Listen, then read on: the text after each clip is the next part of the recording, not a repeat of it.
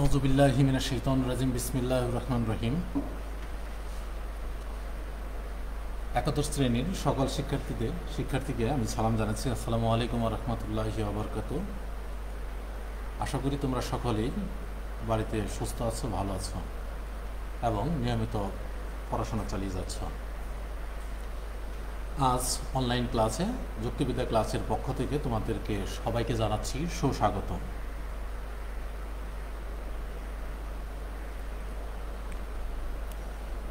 শিক্ষক পরিচিতি অর্থাৎ আমার পরিচয়। আমি মোহাম্মদ নাহিদ মিয়া, প্রভাষক, দর্শন বিভাগ, নারায়ণগঞ্জ কলেজ, নারায়ণগঞ্জ। আমার মোবাইল নাম্বার দেখতে পাচ্ছ 01688048083 এবং আমার ইমেল নাম্বার দেখতে পাচ্ছ md nahidmia1986@gmail.com। প্রিয় শিক্ষার্থীরা, তোমাদের যে অনলাইনে ক্লাস নিচ্ছি যুক্তিবিদ্যা বিষয়ে, সেই বিষয় সম্পর্কে তোমাদের যদি কোনো সমস্যা থাকে তাহলে তোমরা আমাকে ফোন দিয়ে জানাবে এবং ইমেল করে তোমরা আমাকে জানাতে পারো, তাহলে তোমাদের এই বিষয়ে সমস্যার সমাধান করে দেব।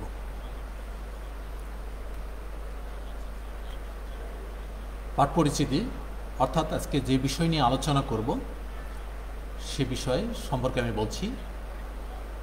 বিষয় যুক্তিবিদ্যা প্রথম পত্র।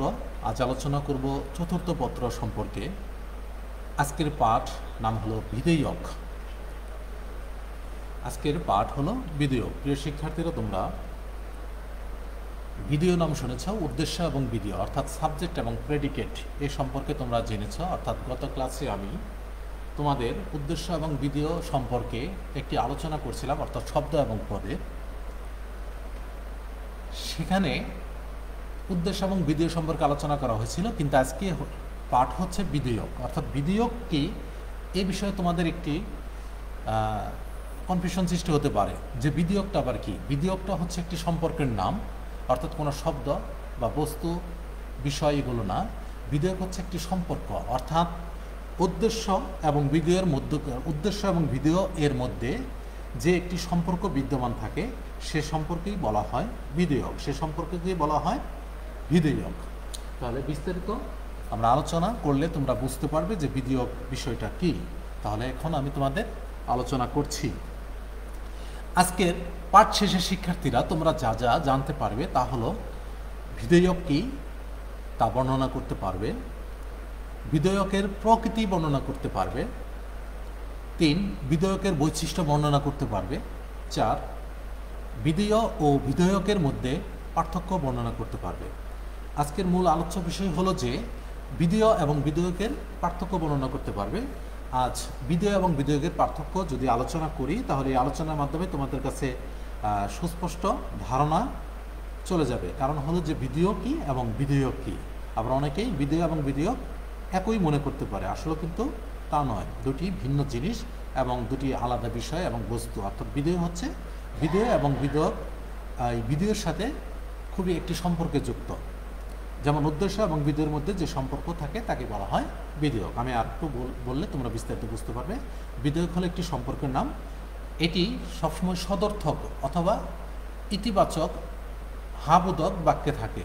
অর্থাৎ সদর্থক বাক্য বলতে বোঝায় হাবোধক বাক্য, অর্থাৎ ইতিবাচক বাক্য। আর ইংলিশে বললে বোঝায় অ্যাফার্মেটিভ বাক্য। অ্যাফার্মেটিভ অর্থাৎ অ্যাসারেটিভ সেন্টেন্সে দুটি বাক্য থাকে। ইংরেজি যেমন গ্রামারের সেন্টেন্স আছে, অ্যাসারেটিভ সেন্টেন্সে দুটি বাক্য থাকে, একটি হলো অ্যাফার্মেটিভ সেন্টেন্স, একটি হলো নেগেটিভ সেন্টেন্স। তাই লজিকের ভাষায় অ্যাসারেটিভ সেন্টেন্স, অ্যাফার্মেটিভ সেন্টেন্সের নাম হচ্ছে হাবোধক এবং নেগেটিভ এর নাম হচ্ছে লজিকের ভাষায় নইয়র্থক, অর্থাৎ নাবোধক বা নেতিবাচক। তাহলে আমরা আজ বিধেয়ক সম্পর্কে জানব। বিধেয়কের ইংরেজি প্রতিশব্দ হচ্ছে প্রেডিকেবলস, আর বিধেয়ের ইংরেজি প্রতিশব্দ হলো প্রেডিকেট। বিধেয়ক কি? বিধেয়ক হচ্ছে একটি সম্পর্কের নাম। সদর্থক বা হাবোধক যুক্তিবাক্যের উদ্দেশ্য ও বিধেয় পদের মধ্যে যে সম্পর্ক তাই বিধেয়ক। আমি আবার বলছি, বিধেয়ক কোনো পদ নয়, কোনো শব্দ নয়, কোনো বাক্য নয়। বিধেয়ক হচ্ছে একটি সম্পর্কের নাম। বিধেয়ক হচ্ছে জাস্ট একটি সম্পর্ক। সদর্থক যুক্তিবাক্যের উদ্দেশ্য ও বিধেয়ের মধ্যে যে একটি উদ্দেশ্য এবং বিধেয় পদের মধ্যে যে একটি সম্পর্ক থাকে তাই হচ্ছে বিধেয়ক। এই বিধেয়ক সম্পর্কে বিভিন্ন যুক্তিবিদ গুরুত্বপূর্ণ আলোচনা করেছেন, যা যুক্তিবিদ্যার ক্ষেত্রে খুবই একটি গুরুত্বপূর্ণ। আমরা জানি যুক্তিবিদ্যা সবসময় বৈধ যুক্তি নিয়ে আলোচনা করে, অর্থাৎ যুক্তিবিদ্যা যে যুক্তির বৈধতা আছে সেগুলো নিয়ে আলোচনা করে। যুক্তিবিদ্যার মূল কাজ হচ্ছে যুক্তিবিদ্যার বৈধতা নিয়ে আলোচনা করা, অর্থাৎ অবৈধ যুক্তিকে পরিহার করা। অবৈধ যুক্তি পরিহার করে বৈধ যুক্তি নিরূপণ করাই হচ্ছে যুক্তিবিদ্যার অন্যতম কাজ। যেসব বিবৃতিমূলক বাক্য দিয়ে যুক্তি গঠিত হয় তার প্রত্যেকটি যুক্তিবাক্য, তাকে প্রত্যেকটিকে যুক্তিবাক্য বলে। আমি আবার বলছি, যেসব বিবৃতিমূলক বাক্য দিয়ে যুক্তি গঠিত হয় তার প্রত্যেকটিকে যুক্তিবাক্য বলে। যে কোনো বিবৃতিমূলক বা বর্ণনামূলক বাক্য তার উদ্দেশ্য ও বিধেয় এর মধ্যে একটি সম্পর্কের স্বীকৃতি বা অস্বীকৃতি বিবৃত করে। আমি আবার বলছি, যে কোনো বিবৃতিমূলক বা বর্ণনামূলক বাক্য তার উদ্দেশ্য ও বিধেয় এর মধ্যে একটি সম্পর্কের স্বীকৃতি বা অস্বীকৃতি বিবৃত করে বা বর্ণনা করে। আর বিধেয়ক যুক্তিবাক্যের উদ্দেশ্য ও বিধেয়ের মধ্যকার স্বীকৃতি বা সম্পর্কের সাথে জড়িত।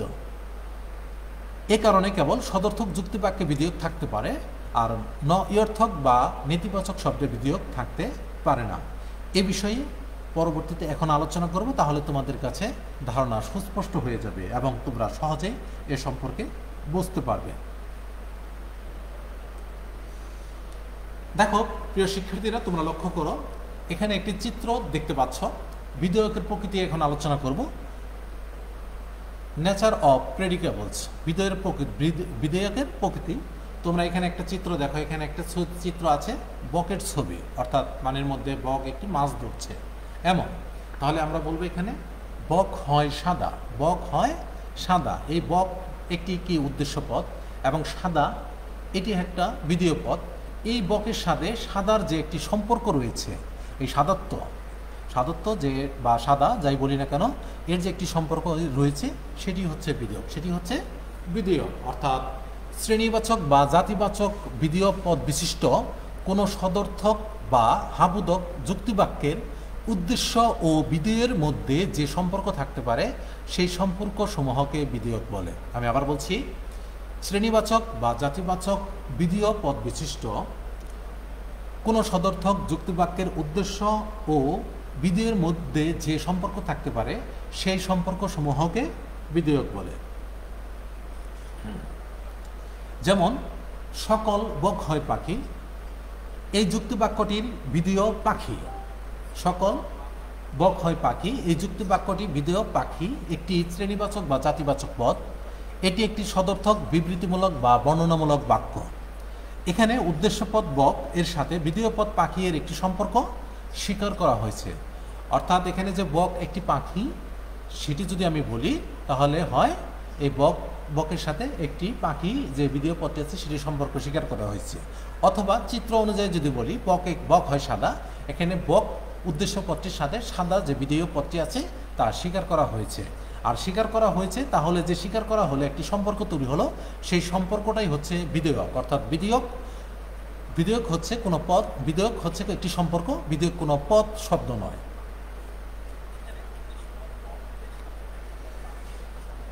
তাহলে তোমরা আরো চিত্র দেখতে পাচ্ছ, এখানে কতগুলো চিত্র।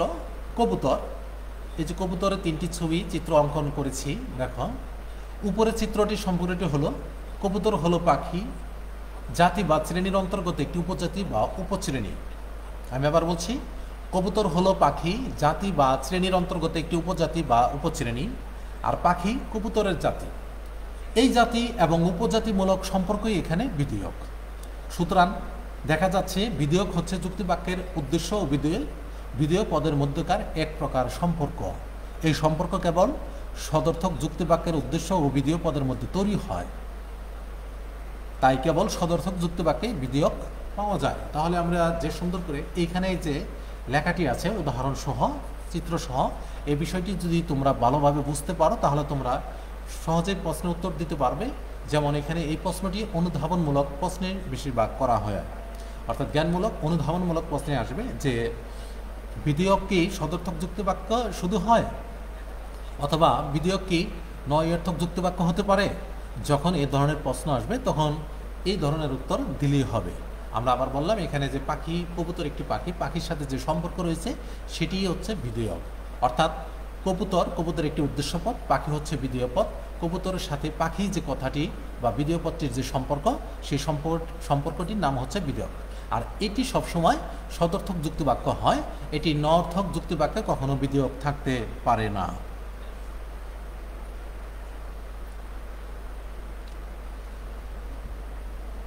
যুক্তিবিদ্যার ইতিহাস পর্যালোচনা যদি করি তাহলে বিধেয়ককে নিয়ে প্রথম আলোচনা করেন প্রাচীন গ্রিক দার্শনিক এরিস্টটল। আমরা এই বিষয় সম্পর্কে আলোচনা করব, তোমরা জানতে পারবে। পরবর্তী সময়ে বিভিন্নভাবে এই বিধেয়ক সম্পর্কে বিভিন্ন চিন্তা প্রকাশিত হয় বা বিকশিত হয়। তবে দার্শনিক যুক্তিবিদ পরিফেরি এর মাধ্যমে বিধেয়কের যে শ্রেণী গঠন হয়, সেই শ্রেণী গঠনের মাধ্যমে আমরা বিধেয়কের একটি সুস্পষ্ট ধারণা পেয়ে থাকি এবং তার মাধ্যমে এই বিধেয়ক সম্পর্কে যে সম্পর্কটি তার পরিসমাপ্তি ঘটে। আমরা সেই বিষয় সম্পর্কে পরবর্তী ক্লাসে জানবো, শ্রেণী সম্পর্কে। আজ আমরা বিধেয় এবং বিধেয়কের মধ্যকার সম্পর্ক যে আছে সেটি আরও সুস্পষ্টভাবে জানবো। তাহলে তোমাদের এই বিষয় সম্পর্কে যদি ধারণা হয়, তাহলে পরীক্ষায় যদি প্রশ্ন আসে তাহলে যথাযথভাবে তোমরা উত্তর করতে পারবে। তাই এই বিষয়টি অতীব জরুরি আমাদের আগে জানা।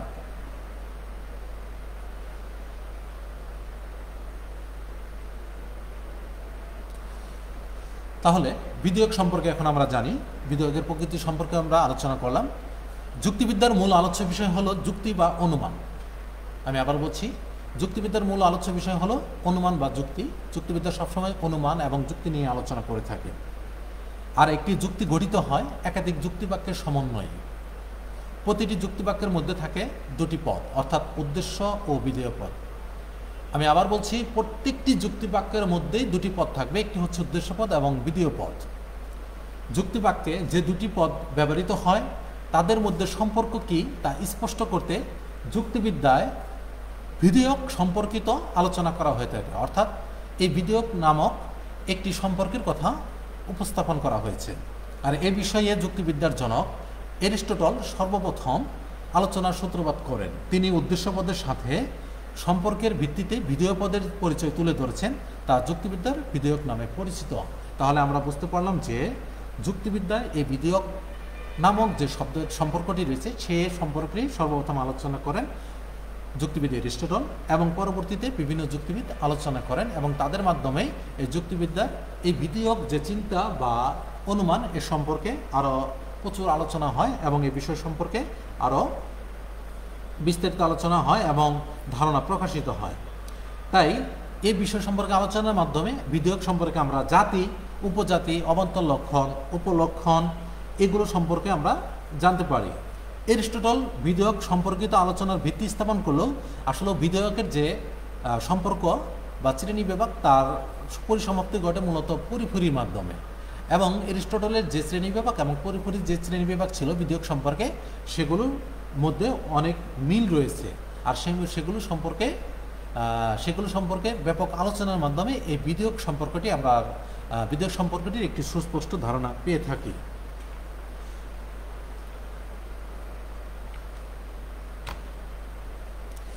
বিধেয়কের সংজ্ঞা সম্পর্কে আমরা জানব। যুক্তিবিদ এরিস্টটল একটা যুক্তিবাক্যে বিধেয় পদের সাথে উদ্দেশ্য পদের যেসব সম্পর্ক হতে পারে সেই সম্পর্ক সমূহকে বিধেয়ক বলে অভিহিত করেছেন। আমি আবার বলছি, যুক্তিবিদ এরিস্টটল একটা যুক্তিবাক্যে বিধেয় পদের সাথে উদ্দেশ্য পদের যেসব সম্পর্ক হতে পারে সেই সম্পর্ক সমূহকে বিধেয়ক বলে অভিহিত করেছেন বা বিধেয়ক বলেছেন। তোমরা লক্ষ্য করো কন্টেন্টে, কিন্তু লক্ষণীয় যে নঅর্থক বা নেতিবাচক যুক্তিবাক্যে উদ্দেশ্য পদের সাথে বিধেয় পদের কোনো সম্পর্ক থাকে না বলে নঅর্থক যুক্তিবাক্যে বিধেয়ক থাকে না, এবং কোনো যুক্তিবাক্যের বিধেয় পদ বিশিষ্ট পদ হলে সেক্ষেত্রে বিধেয়ক থাকে না। সে ভিত্তিতে বলা যায় যে শ্রেণীবাচক বিধেয় পদ সম্বলিত কোনো সদর্থক যুক্তিবাক্যে বিধেয় পদের সাথে উদ্দেশ্য পদের যেসব সম্পর্ক হতে পারে সেই সম্পর্ক সমূহকে বিধেয়ক বলে। যেমন মানুষ হয় মননশীল, এই যুক্তিবাক্যে মানুষ পদটি হচ্ছে উদ্দেশ্য পদ এবং মননশীল পদটি হচ্ছে বিধেয়। আর মানুষ পদের সাথে মননশীল পদের যে বিশেষ সম্পর্ক বিদ্যমান তার নামই হচ্ছে বিধেয়ক। তাহলে আমরা বিধেয়কের সংজ্ঞা স্পষ্টভাবে জানলাম। যুক্তিবিদ ল্যাকটা এবং ও ম্যাকবেথ বলেছেন, যুক্তিবিদ ল্যাকটা ও ম্যাকবেথ বলেছেন, বিধেয়ককে সংজ্ঞায়িত করা যায় একটি সদর্থক যুক্তিবাক্যের সম্ভবপর বিধেয়ক হিসেবে ব্যবহৃত সাধারণ পদসমূহের শ্রেণীবিভাগ হিসেবে, যে শ্রেণীবিভাগের ভিত্তি হচ্ছে উদ্দেশ্যের সাথে তাদের সম্পর্ক। তাহলে দেখা যাচ্ছে যে এখানে যুক্তিবিদ এরিস্টটল, ল্যাকটা ও ম্যাকবেথ, যুক্তিবিদ বেইন এবং তারা যারা আলোচনা করছেন বা যুক্তিবিদ পরিফেরি, তারা যে এই বিধেয়ক সম্পর্কে আলোচনা করেছেন, তারা সকলে একই কথা বলেছেন যে বিধেয়ক হচ্ছে একটি সদর্থক যুক্তিবাক্যের যে উদ্দেশ্য এবং বিধেয়পদ ব্যবহৃত হয় তার মধ্যে একটি সম্পর্ক। প্রিয় শিক্ষার্থীরা, তোমরা দেখতে পাচ্ছ দুটি চিত্র, যেমন দোয়েল হয় কালো, অথবা আমরা বলতে পারি দোয়েল হয় পাখি। তাহলে এই দোয়েল, এই উদ্দেশ্যপদের মধ্যে পাখির যে একটি সম্পর্ক সেটি হচ্ছে বিধেয়ক, অথবা দোয়েল হয় কালো, দোয়েলের সাথে যে কালোর যে একটি সম্পর্ক রয়েছে সেই সম্পর্কটির নামে হচ্ছে বিধেয়ক। এখানে হয় গোলাপ হয় লাল, অর্থাৎ গোলাপ একটি ফুল, এই ফুল হচ্ছে উদ্দেশ্যপদ এবং লাল হয় একটি বিধেয়পদ। এই গোলাপ ফুলের লালের সাথে যে সম্পর্ক সেই সম্পর্কটি হচ্ছে বিধেয়ক। তাহলে আমরা জানলাম যে উদ্দেশ্য এবং বিধেয়ের মধ্যে যে সম্পর্ক সেটি হচ্ছে বিধেয়ক। আমরা এখন জানবো বিধেয়কের বৈশিষ্ট্য কি, তার সে সম্পর্কে আমরা জানবো। এখানে তোমরা দেখতে পাচ্ছ বিধেয়কের 5টি বৈশিষ্ট্য রয়েছে। সেই 5টি বৈশিষ্ট্য সম্পর্কে আলোচনা করলে তোমাদের কাছে ধারণা একটু সুস্পষ্ট হবে। 1, বিধেয়ক হচ্ছে উদ্দেশ্য পদের সাথে বিধেয় পদের সম্পর্ক। আমি আবার বলছি, 1 নম্বর বৈশিষ্ট্য হচ্ছে বিধেয়ক হচ্ছে উদ্দেশ্য পদের সাথে বিধেয় পদের সম্পর্ক। এই যে বিধেয়ক হচ্ছে একটি সম্পর্কের নাম, এটি সবসময় উদ্দেশ্যপদ এবং বিধেয় পদের সাথে যে সম্পর্ক সৃষ্টি হয় সে সম্পর্কে বলা হয় বিধেয়ক। মানুষ হয় মননশীল, তাহলে মানুষ পদের সাথে মননশীল পদের যে একটি সম্পর্ক রয়েছে সে সম্পর্কটা হচ্ছে বিধেয়ক। এই বিধেয়কটা সবসময় হাবোধক বাক্যে থাকে, কখনো নেতিবাচক শব্দে থাকতে পারে না। 2 নম্বর বৈশিষ্ট্য, নঅর্থক বা নেতিবাচক যুক্তিবাক্যে বিধেয়ক থাকে না, কেবল সদর্থক বা ইতিবাচক যুক্তিবাক্যে বিধেয়ক থাকে।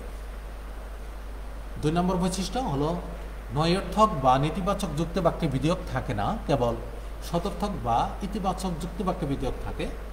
নেতিবাচক বাক্যে উদ্দেশ্য এবং বিধেয়ের মধ্যে যে সম্পর্ক হয় সে সম্পর্কটা কি তা সঠিকভাবে প্রকাশ করতে পারে না, সেটা স্বীকার বা অস্বীকার করলেও সেগুলো সম্পর্কে সঠিক মানদণ্ড নিরূপণ করতে পারে না। যেমন কোনো ফুল নয় লাল, এখানে কোনো ফুল নয় লাল, এটি ফুল সম্পর্কে যে লাল সম্পর্ক সেটি অস্বীকার করা হয়েছে, এখানে কোনো সম্পর্ক স্থাপিত হয়নি। তাই দেখা যাচ্ছে যে নেতিবাচক শব্দে বা নঅর্থক শব্দে কখনো ওই বিধেয়ক থাকতে পারে না, কারণ নেতিবাচক শব্দে উদ্দেশ্য এবং বিধেয়ের মধ্যে কোনো সম্পর্ক স্থাপিত হয় না, তাই সেখানে বিধেয়ক থাকে না। 3 নম্বর বৈশিষ্ট্য, বিধেয়ক থাকতে হলে কোনো যুক্তিবাক্যের বিধেয় পদকে শ্রেণীবাচক, জাতিবাচক বা সাধারণ পদ হতে হয়। অর্থাৎ বিধেয়ক যদি হতে হয় সে বাক্যটিকে অবশ্যই শ্রেণীবাচক হতে হবে, জাতিবাচক হতে হবে বা সাধারণ কোনো পদ হতে হবে। আর শ্রেণীবাচক, জাতিবাচক না হয় তাহলে সেখানে বিধেয়ক থাকতে পারে না। যদি পদটি বিশিষ্ট পদ হয় তাহলেও সেখানে থাকতে পারবে না, কারণ সেখানে শ্রেণীবাচক এবং জাতিবাচক পদের অনুপস্থিতি থাকে, তাই সেখানে থাকতে পারবে না। আসসালামু আলাইকুম। হ্যালো, আমি ক্লাসে আছি, পরে কথা বলব। তাহলে আমরা এখন বুঝবো 4 নম্বর বৈশিষ্ট্য সম্পর্কে। 4 নম্বর বৈশিষ্ট্য হলো বিধেয় এবং বিধেয়ক এক নয়। 4 নম্বর বৈশিষ্ট্য হলো বিধেয় এবং বিধেয়ক এক নয়। বিধেয় হলো যুক্তিবাক্যের একটি পদ, আর বিধেয়ক হলো যুক্তিবাক্যের উদ্দেশ্য ও বিধেয় পদের মধ্যকার বিদ্যমান এক প্রকার সম্পর্ক।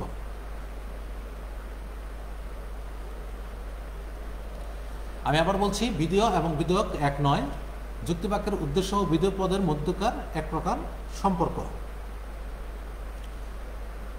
তাহলে একটু বিশ্লেষণ করলে বোঝা যায় যে যুক্তিবাক্যে উদ্দেশ্য এবং বিধেয় পদ থাকে। যুক্তিবাক্যে উদ্দেশ্য এবং বিধেয় পদ থাকে। যেমন ফুলটি হয় সুন্দর, এখানে ফুলটি হয় উদ্দেশ্য পদ এবং সুন্দর হচ্ছে বিধেয়ক পদ।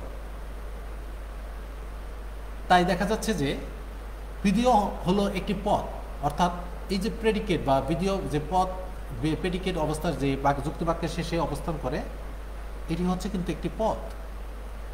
কিন্তু বিধেয়ক কোনো পদ নয়। বিধেয়ক হলো যে এই বিধেয় পদটি উদ্দেশ্য পদের সম্পর্কে যা স্বীকার বা অস্বীকার করবে, যে একটা সম্পর্ক প্রকাশ করবে, সেই সম্পর্কটাই হবে বিধেয়ক। আমরা 5 নম্বর বৈশিষ্ট্য সম্পর্কে জানবো। 5 নম্বর বৈশিষ্ট্য হচ্ছে বিধেয়ক বিভিন্ন প্রকার হতে পারে। এখানে পারে বানানটি একটু ওঠে নাই, একার ওঠে নাই। 5 নম্বর, বিধেয়ক বিভিন্ন প্রকার হতে পারে।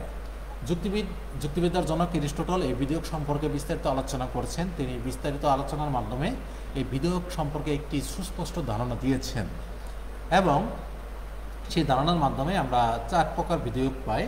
কিন্তু সে বিধেয়ক সম্পর্কে আরও বিস্তারিত আলোচনা করেন যুক্তিবিদ পরিফেরি। তার মাধ্যমেই এই বিধেয়ককে প্রধানত 5 ভাগে ভাগ করা যায়।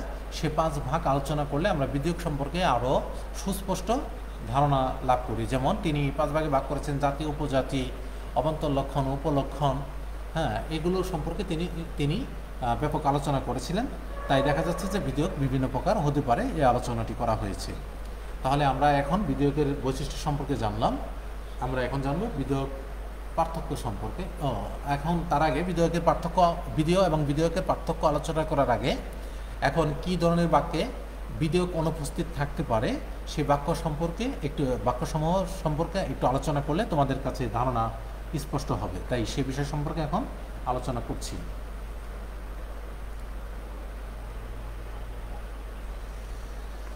অ্যাবসেন্স অফ প্রেডিকাবলস, অর্থাৎ বিধেয়কের অনুপস্থিতি। অর্থক বা নেতিবাচক যুক্তিবাক্যে বিধেয়ক থাকে না, কারণ এ ধরনের যুক্তিবাক্যে বিধেয় পদের সাথে উদ্দেশ্য পদের কোনো প্রকার সম্পর্ক স্থাপিত হয় না। যেমন কিছু ফুল নয় লাল, এটি একটি অর্থক বা নেতিবাচক যুক্তিবাক্য। এখানে ফুল উদ্দেশ্য পদের সাথে লাল বিধেয় পদের সম্পর্ক স্থাপিত হয়নি, বরং অস্বীকার করা হয়েছে।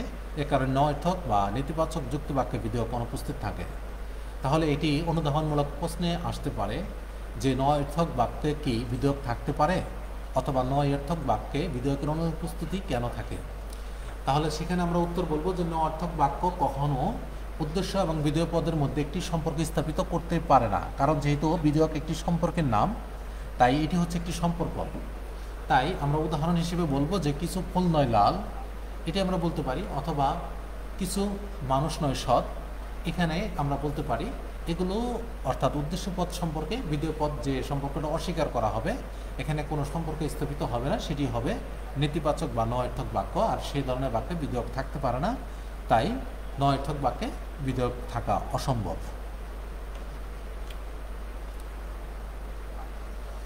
বিধেয়কের অনুপস্থিতি সম্পর্কে আরো একটু আমরা জানবো। বিধেয়ক শুধু যে অর্থক বাক্যে থাকতে পারে না তেমন নয়, আমি এর আগেও একটু আলোচনা করলাম, আরো বিস্তারিত আলোচনা করছি।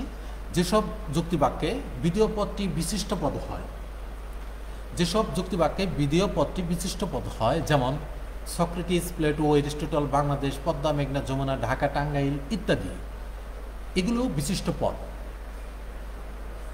অর্থাৎ Socrates, Plato, Aristotle, Bangladesh, Padma, মেঘনা, যমুনা, ঢাকা, টাঙ্গাইল ইত্যাদি হয়, সেখানেও বিধেয়ক থাকে না, কারণ বিশিষ্ট পদ একটি নির্দিষ্ট বা একক ব্যক্তি, বস্তু বা তার গুণকে নির্দেশ করে, যা কোনো শ্রেণীর ক্ষেত্রে প্রযোজ্য হয় না।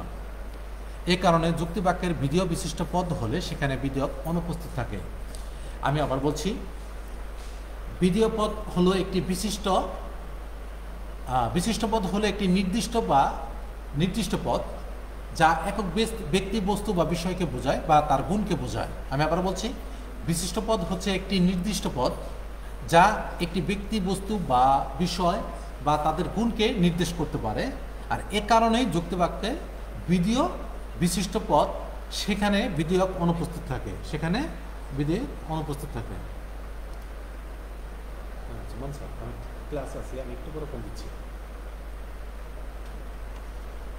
তাহলে আমরা প্রিয় শিক্ষার্থীরা, বিধেয়ক যে অনুপস্থিত থাকতে পারে, শুধু অর্থক বাক্য যে বিধেয়ক অনুপস্থিত থাকতে পারে তেমন নয়। অর্থাৎ যদি বিশিষ্ট পদ হয়, তাহলে সেই বিশিষ্ট পদেও বিধেয়ক অনুপস্থিত থাকে। আমরা এখন জানব বিধেয় এবং বিধেয়কের মধ্যে পার্থক্য। ভিডিও এবং ভিডিওকের মধ্যে যে পার্থক্য আছে সেই পার্থক্য সম্পর্কে জানবে, এটি একটি গুরুত্বপূর্ণ বিষয়। আর এই বিষয় সম্পর্কে এই 4র্থ অধ্যায় থেকে তোমাদের সৃজনশীল প্রশ্ন করা হবে।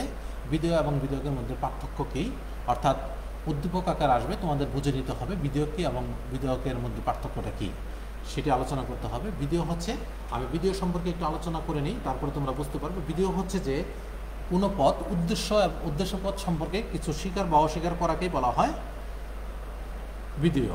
আমি আবার বলছি, কোনো পদ উদ্দেশ্য পদ সম্পর্কে কোনো কিছু স্বীকার বা অস্বীকার করলে তাকে ভিডিও বলা হয়। আর ভিডিওকেই, ভিডিও হলো উদ্দেশ্য এবং ভিডিও পদের মধ্যকার যে সম্পর্ক তাকে বলা হয় ভিডিও।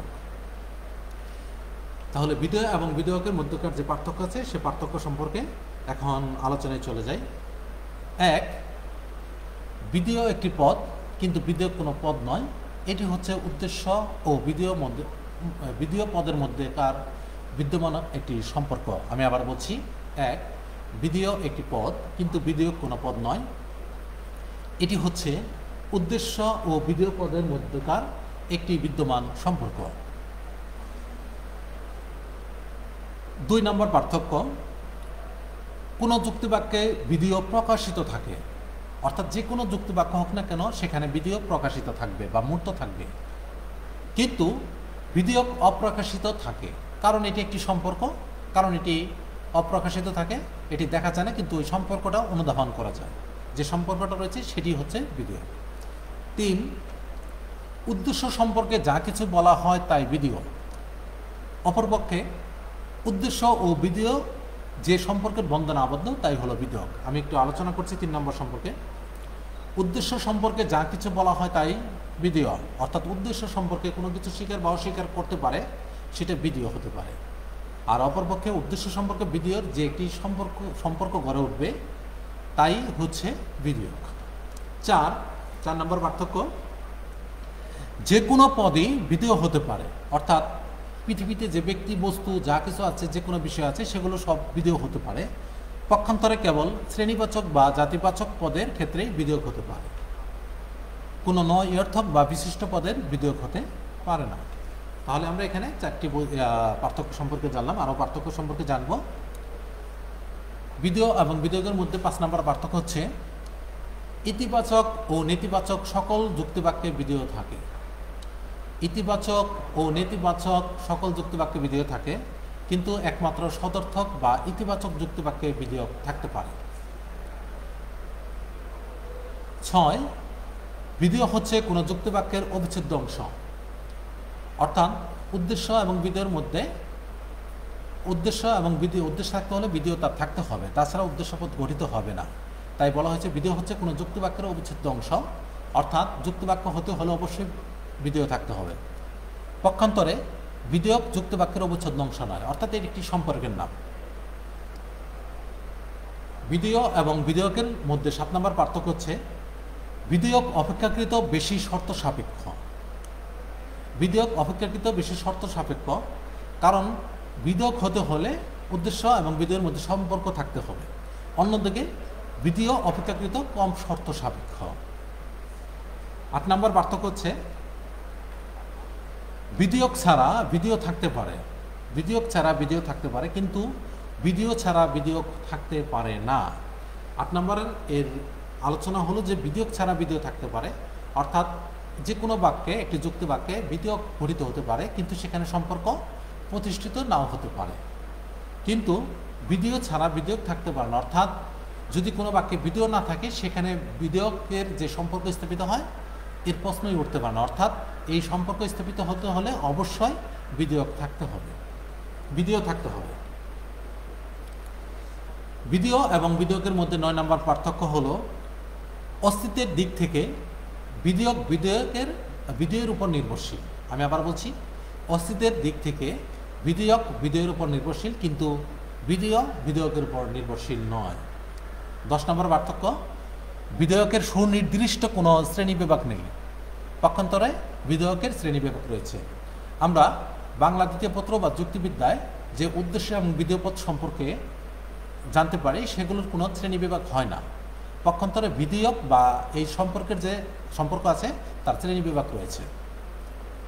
11 নম্বর, ভিডিও যুক্তিবিদ্যা, ব্যাকরণ ইত্যাদির আলোচ্য বিষয়। কারণ যুক্তিবিদ্যা বা ব্যাকরণ বিভিন্ন অধ্যায়ে এই ভিডিও সম্পর্কে আলোচনা করা হয় বা উদ্দেশ্য সম্পর্কে আলোচনা করা হয়। পক্ষান্তরে বিধেয়ক কেবল যুক্তিবিদ্যার আলোচ্য বিষয়, অর্থাৎ বিধেয়ক যে একটি সম্পর্কের নাম, এই বিধেয়ক বিষয়টি শুধু যুক্তিবিদ্যা ছাড়া অন্য কোনো পাঠে আলোচনা করা হবে না, অন্য কোনো বিষয়ে আলোচনা করা হবে না। শুধু যুক্তিবিদ্যার আলোচ্য বিষয় হচ্ছে বিধেয়ক। 12 নম্বর পার্থক্য, বিধেয় এক বা একাধিক শব্দ নিয়ে গঠিত হয়, অন্যদিকে বিধেয়ক কোনো পদ নয় বলে বিধেয়ক কোনো শব্দ বা শব্দ সমষ্টি দ্বারা গঠিত হয় না। অর্থাৎ বিধেয় এক বা একাধিক শব্দ হতে পারে এবং হবে, এটি নিশ্চিত। তাছাড়া শব্দ বা শব্দ সমষ্টি ছাড়া বিধেয়ক গঠিত হতে পারে না। কিন্তু বিধেয়ক হচ্ছে একটি সম্পর্কের নাম, এখানে শব্দ বা শব্দ সমষ্টির কোনো প্রশ্নই উঠে না। 13 নম্বর, কোনো বিশিষ্ট পদকে যুক্তিবাক্যে বিধেয় হিসেবে অবস্থান দেওয়া যেতে পারে, কিন্তু যুক্তিবাক্যের বিধেয় পদটি যদি বিশিষ্ট পদ হয় তাহলে সে যুক্তিবাক্যের বিধেয়ক থাকে না।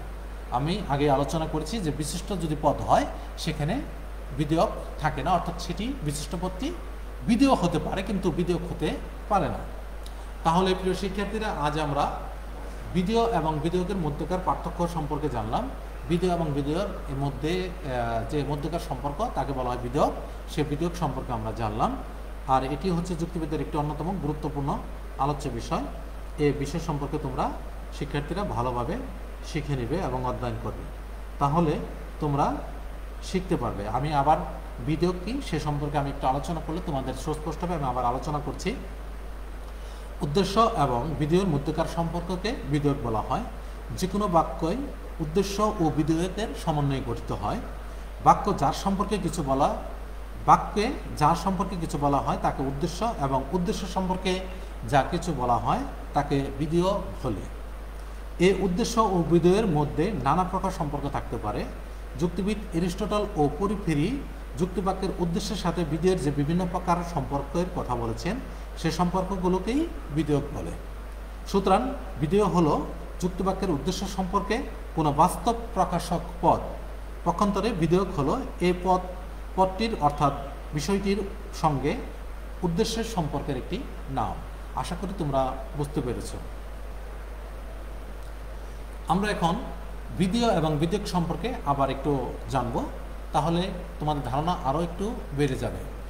বিধেয় এবং বিধেয়ক উভয় যুক্তিবাক্যের অভ্যন্তরীণ বিষয়, উভয়ের সাথে উদ্দেশ্য পদ সম্পর্কিত, কিন্তু বিধেয় এবং বিধেয়ক পরস্পর ভিন্ন প্রকৃতির। বিধেয় হচ্ছে একটি পদ যা প্রকাশিত থাকে, আর বিধেয়ক হচ্ছে একটি সম্পর্কের নাম যা বিমূর্ত বা অপ্রকাশিত থাকে। কারণ কোনো যুক্তিবাক্যে উদ্দেশ্যপদ সম্পর্কে যা কিছু স্বীকার বা অস্বীকার করা হয় তাকেই বিধেয় বলা হয়। আর জাতিবাচক বা শ্রেণীবাচক বিধেয় পদ সম্বলিত কোনো সার্থক যুক্তিবাক্যের উদ্দেশ্য পদের সাথে বিধেয় পদের যে বিভিন্ন সম্পর্ক হতে পারে তাই বিধেয়ক নামে পরিচিত। তাই বিধেয় ও বিধেয়ক এক নয়, বিভিন্ন দিক থেকে বিধেয় ও বিধেয়কের মধ্যে পার্থক্য লক্ষ্য করা যায়। প্রিয় শিক্ষার্থীরা, আমরা একক কাজ রেখেছি বিধেয়ক একটি সম্পর্কের নাম। যে বিধেয়ক একটি সম্পর্কের নাম আলোচনা করেছি এ বিষয় সম্পর্কে তোমরা শিখবে। যেমন, যে পদ দ্বারা উদ্দেশ্য সম্বন্ধে কোনো কিছু স্বীকার বা অস্বীকার করা হয় তাকে বিধেয় বলে, আর উদ্দেশ্য পদের সাথে বিধেয়ের যে সম্পর্ক তাকে বিধেয়ক বলা হয়।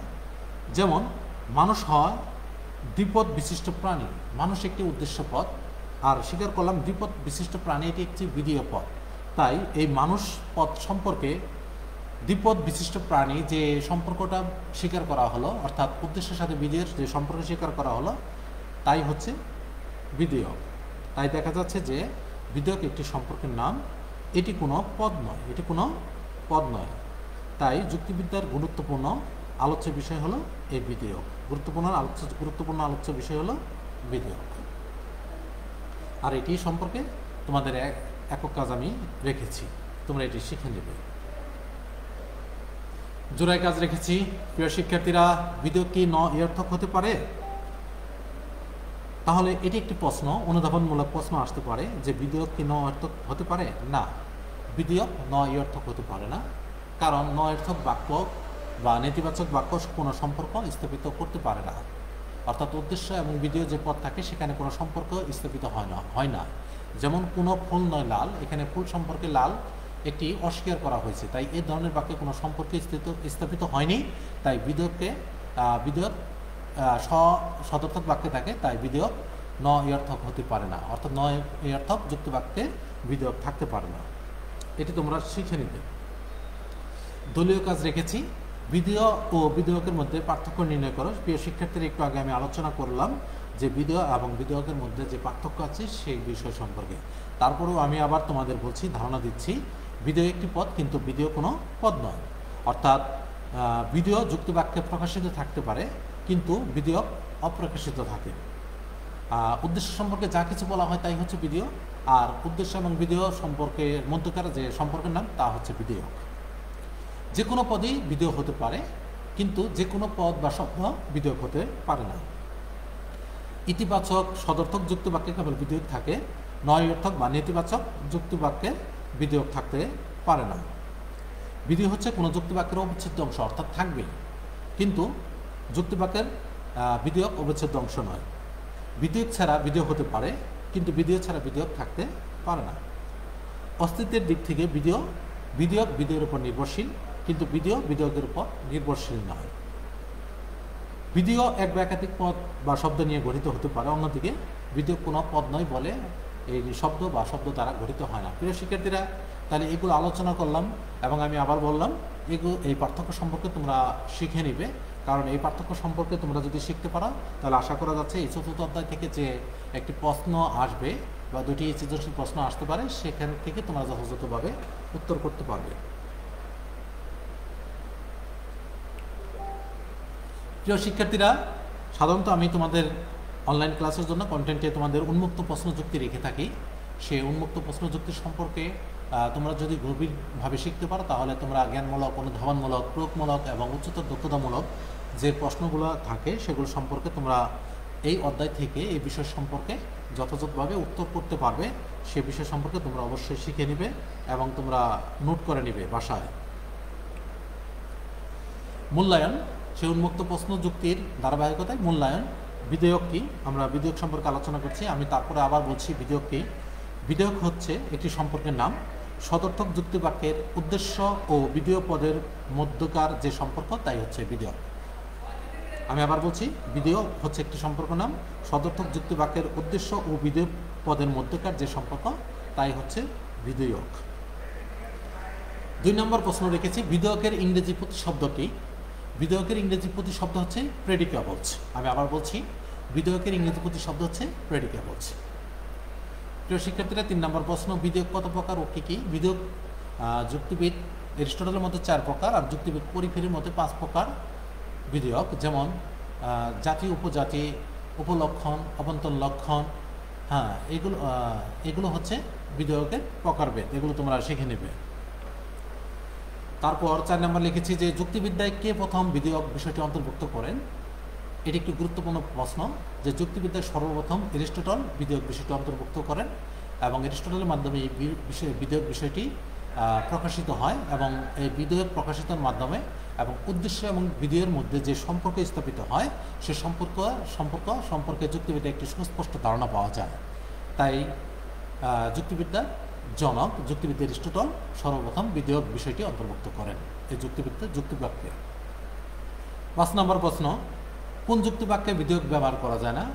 আমি এর আগে আলোচনা করছি, তারপরে বলছি যে ন-অর্থক বা নেতিবাচক, ইংলিশে বললে হয় নেগেটিভ, যুক্তিবাক্যে বিধেয়ক ব্যবহার করা যায় না। আমি আবার বলছি, ন-অর্থক বাক্যে বিধেয়ক ব্যবহার করা যায় না, কারণ ন-অর্থক বাক্য যে উদাহরণগুলো রয়েছে বা এই উদাহরণের মধ্যে যে পদ থাকে সে পদ উদ্দেশ্য এবং বিধেয় সম্পর্কের মধ্যে কোনো সম্পর্ক স্থাপিত হয় না, তাই এখানে ন-অর্থক বা নেতিবাচক যুক্তিবাক্যে বিধেয়ক থাকতে পারে না। 7 নম্বর, এরিস্টটল সংজ্ঞাকে কিসের অন্তর্ভুক্ত করেছেন? অর্থাৎ আমরা যে সংজ্ঞা প্রদান করি, যৌক্তিক সংজ্ঞা বা সংজ্ঞা, সেই সংজ্ঞাকে যুক্তিবিদ এরিস্টটল বিধেয়কের সাথে তুলনা করেছেন। তাই দেখা যাচ্ছে যে এর গুরুত্বের দিক থেকে বিধেয়কের গুরুত্ব অপরিসীম, অপরিহার্য। অর্থাৎ আমরা যে বিষয় বা বস্তু আমরা পৃথিবীতে বেঁচে থাকার জন্য যে কোনো কাজ করি না কেন, যে কোনো ঘটনা আমরা নির্ণয় করি না কেন, যে কোনো ঘটনা কার্যকারণ সম্পর্ক নির্ণয় করি না কেন, তার মধ্যে একটি সংজ্ঞা আবিষ্কার করি, আর এই সংজ্ঞাটিকে যুক্তিবিদ্যা যুক্তিবিদ এরিস্টটল তিনি বিধেয়কের অন্তর্ভুক্ত করেছেন, কারণ এই সংজ্ঞাকে যদি বিধেয়কের অন্তর্ভুক্ত আনা যায় তাহলে সেটি সুস্পষ্ট হয়, পরিগণিত হয়, যথাযথ হয়, তা ইতিবাচক হয়, মৌলিক হয় এবং প্রাসঙ্গিক হয়। তাই দেখা যাচ্ছে যুক্তিবিদ এরিস্টটল তাই সংজ্ঞাকে বিধেয়কের সাথে অন্তর্ভুক্ত করেছেন। আচ্ছা, বিধেয় কি? বিধেয় সম্পর্কে, বিধেয় হলো যে কোনো পদ উদ্দেশ্য সম্পর্কে যা স্বীকার বা অস্বীকার করে তাই হচ্ছে বিধেয়। 9 নম্বর প্রশ্ন, একটি যুক্তিবাক্যে কয়টি পদ থাকে? প্রিয় শিক্ষার্থীরা, একটি যুক্তিবাক্যে দুটি পদ থাকে, একটি হচ্ছে উদ্দেশ্য পদ, অপরটি হচ্ছে বিধেয় পদ। আমি আবার বলছি, একটি যুক্তিবাক্যে দুটি পদ থাকে, 1 উদ্দেশ্য পদ, 2 বিধেয় পদ। 10 নম্বর আলোচনা, বিশিষ্ট পদে কি বিধেয়ক থাকতে পারে? না, বিশিষ্ট পদে বিধেয়ক থাকতে পারে না, কারণ বিশিষ্ট পদ একটি মাত্র ব্যক্তি, বস্তু বা বিষয়কে বোঝায় বা তাদের গুণকে বোঝায়। তাই বিশিষ্ট পদ একটি বস্তু সম্পর্কে কোনো কিছু সম্পর্ক প্রকাশিত হয় না, তাই বিশিষ্ট পদে বিধেয়ক থাকতে পারে না। বিধেয়কের 5টি বৈশিষ্ট্য সম্পর্কে লেখা। আমি এর আগে তোমাদের বিধেয় সম্পর্কে যে বৈশিষ্ট্য 5টি ছিল আলোচনা করেছি, আজকে শেষ 5টি সম্পর্কে আলোচনা করেছি। তারপর আমি আবার বলছি যে বিধেয়ক হচ্ছে, 1 বিধেয়ক হচ্ছে উদ্দেশ্য পদের সাথে বিধেয় পদের সম্পর্ক। 2 নেতিবাচক যুক্তিবাক্যে বিধেয়ক থাকে না, কেবল ইতিবাচক বা সদর্থক যুক্তিবাক্যে বিধেয়ক থাকে। 3 বিধেয়ক থাকতে হলে কোনো যুক্তিবাক্যের বিধেয় পদকে শ্রেণীবাচক, জাতিবাচক বা কোনো সাধারণ পদ হতে হয়। 4 বিধেয় এবং বিধেয়ক এক নয়। বিধেয় হলো যুক্তিবাক্যের একটি পদ, আর বিধেয় হলো যুক্তিবাক্যের উদ্দেশ্য ও বিধেয়ের পদের মধ্যে একটি সম্পর্ক। 5 বিধেয়ক বিভিন্ন প্রকার হতে পারে, অর্থাৎ বিধেয়কের শ্রেণীবিভাগ আছে। এটি হচ্ছে যুক্তিবাক্যের বিধেয়কের 5টি বৈশিষ্ট্য। 12 নম্বর প্রশ্ন রেখেছি তোমাদের জন্য, বিধেয় ও বিধেয়কের 5টি পার্থক্য লেখো। ইতিমধ্যেই এই পার্থক্য সম্পর্কে তোমাদের 2বার আলোচনা করলাম। এই পার্থক্য সম্পর্কে তোমরা যথাযথভাবে শিখে নিবে। প্রিয় শিক্ষার্থীরা, তোমাদের জন্য বাড়ি কাজ রেখেছি বিধেয়কের বৈশিষ্ট্য। আমি আবার আলোচনা করি। বৈশিষ্ট্য হচ্ছে একটি বিষয়ের এমন এক মানদণ্ড, সে বিষয় সম্পর্কে যদি আমরা বা বৈশিষ্ট্য সম্পর্কে জানতে পারি তাহলে সেই বিষয় সম্পর্কে সহজে আমরা ধারণা পাবো। আমি আবার বলছি, বৈশিষ্ট্য হলো এমন এক বিষয় যা হচ্ছে ওই বিষয় সম্পর্কে জ্ঞান লাভ করা, ধারণা লাভ করা এবং ওই বিষয়কে সম্পর্কে চেনা। অর্থাৎ আমরা একটি বিষয়কে কিভাবে চিনব সেটি হচ্ছে তার বৈশিষ্ট্য। যেমন মানুষের বৈশিষ্ট্য হচ্ছে মানুষের 2 হাত আছে, 2 পা আছে, মাথা আছে, মুখ আছে, কথা বলতে পারে, ভাব বিনিময় করতে পারে, চলাফেরা করতে পারে, বুদ্ধি আছে, বিবেক আছে, হ্যাঁ, সৎভাবে জীবনযাপন করতে পারে, আবার অনেকে অসৎভাবে জীবনযাপন করতে পারে। এগুলো হচ্ছে একটি মানুষপদের বৈশিষ্ট্য। যেমন গাছের বৈশিষ্ট্য হচ্ছে গাছ হলো স্থির দাঁড়িয়ে থাকে, গাছের পাতার রং সবুজ, গাছ সালোক সংশ্লেষণের মাধ্যমে খাদ্য শোষণ করে, অর্থাৎ সূর্যের আলোকের মাধ্যমে গাছ নিজেদের খাদ্য নিজে তৈরি করে, অর্থাৎ গাছের কাণ্ড, ডাল, পালা, শাখা প্রশাখা, পাতা ইত্যাদি আছে।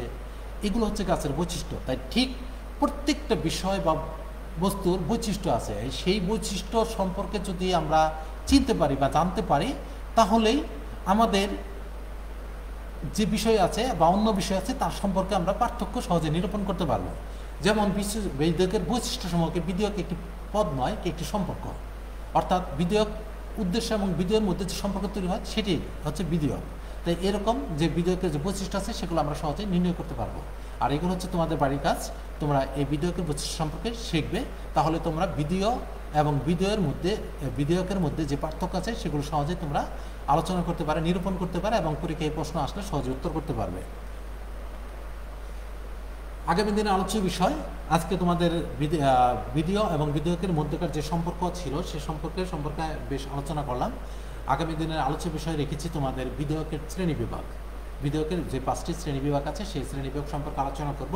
আর সেই শ্রেণীবিভাগ সম্পর্কে আলোচনা করলে বিধেয়ক সম্পর্কে তোমরা আরও সুস্পষ্ট এবং সহজ ধারণা পেয়ে যাবে। সর্বশেষ তোমাদের ধন্যবাদ জানাচ্ছি। তা আজকের মতো এখানে ক্লাস শেষ করছি। আজকে যে আলোচনা করলাম বিধেয় এবং বিধেয়কের মধ্যে সম্পর্কে, সে সম্পর্কে আশা করি তোমরা সহজেই বুঝতে পেরেছ। আর এই বিষয় সম্পর্কে তোমাদের যদি কোনো কিছু জানার থাকে তাহলে আমাকে ফোন করবে এবং আমাদের যে ইমেল আছে সেখানে জানাবে। তাহলে আমি তোমাদের এই বিষয় সম্পর্কে আরও তোমাদের বিস্তারিত বলবো, তাহলে তোমরা ধারণা লাভ করতে পারবে। তাই আজ আর নয়, তাই তোমাদের সবাইকে ধন্যবাদ জানিয়ে আজকের মতো আমার এই অনলাইন ক্লাস শেষ করছি। আসসালামু আলাইকুম ওয়া রাহমাতুল্লাহি ওয়া বারাকাতুহু।